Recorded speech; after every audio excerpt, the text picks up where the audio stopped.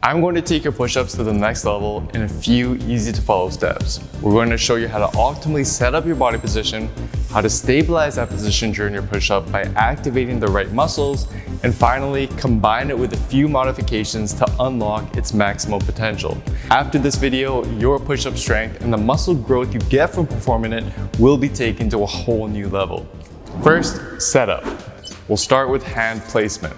Set up your hands so that at the bottom of your push-up, two things happen. First, your forearms should end up on top of your wrists in a straight line.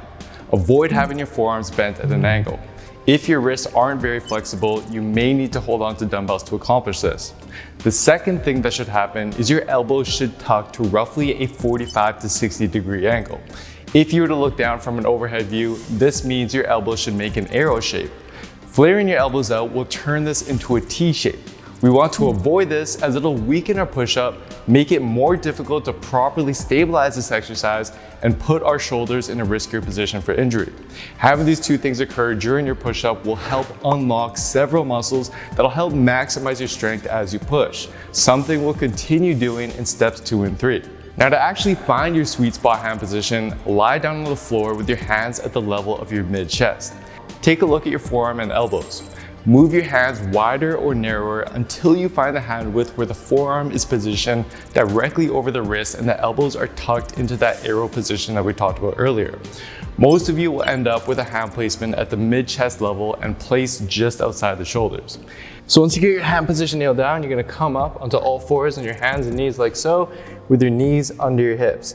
And once you're in this position, you're ready for step 2. This step is where we're gonna focus on turning on several muscles that'll help better stabilize your body as you perform your push-up. It's something that we teach our members how to do for all of the exercises in our Built with Science programs, which I'm gonna talk more about at the end of the video. This step is going to improve your push-up strength dramatically because we avoid what's called energy leaks and maximize your push-up potentials. Start by pushing your knuckle down into the floor and spreading your hands such that there's space between each of your fingers. This will help us incorporate more of our powerful chest muscles. Next, slide your shoulders down and away from your ears. You should feel your lats turn on as you do this. The lats are a powerful stabilizer muscle that'll help contribute to your pushing strength, so we want to get them involved as much as possible. Then, while maintaining this activation in your lats, push the floor away to open up your shoulder blades. This is going to help integrate an important muscle to help further improve our stabilization and pushing strength.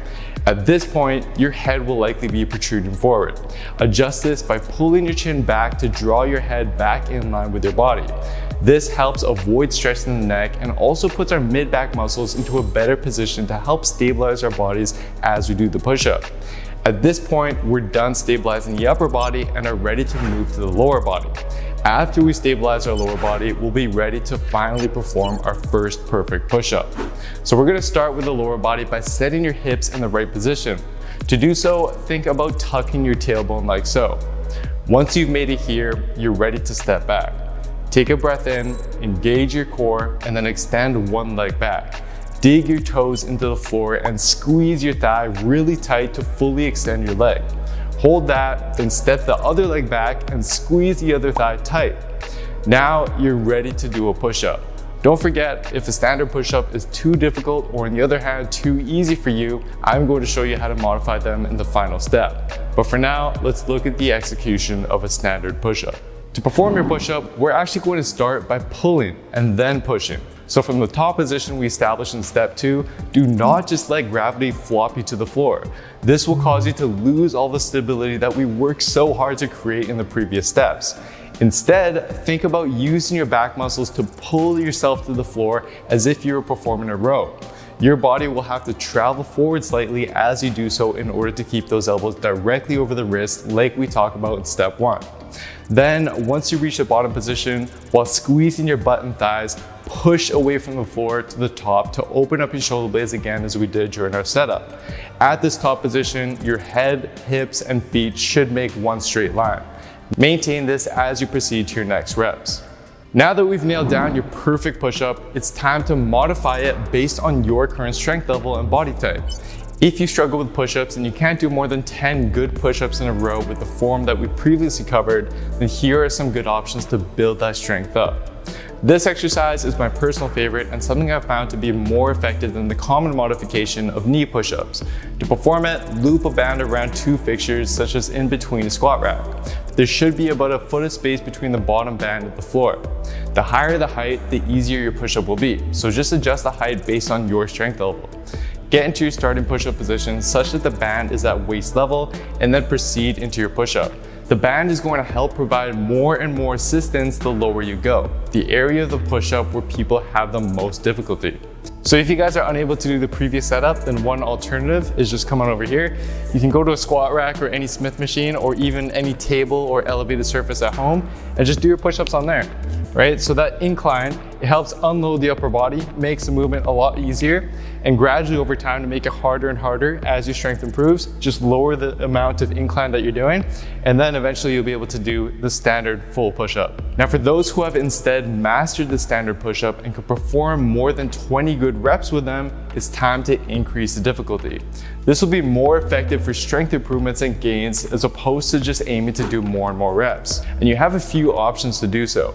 The most convenient way is to just slow down the reps. Instead of taking 1 second to go down, extend it to 3 seconds. Do the same on the way up.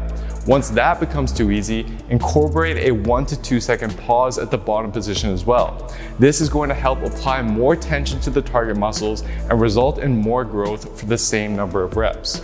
My personal favorite, however, is something called banded push-ups, and it's something that we incorporate in our Build with Science programs because of how effective they are. They've actually been shown in the research to improve upper body strength as much as a weighted bench press does.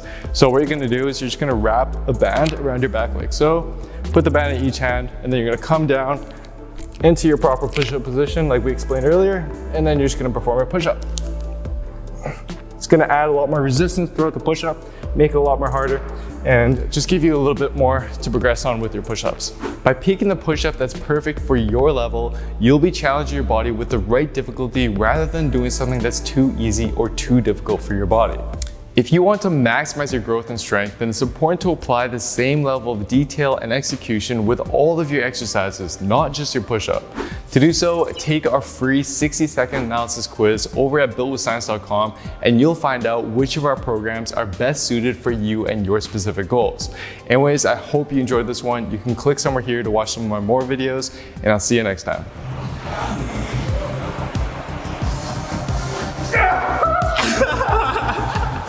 No!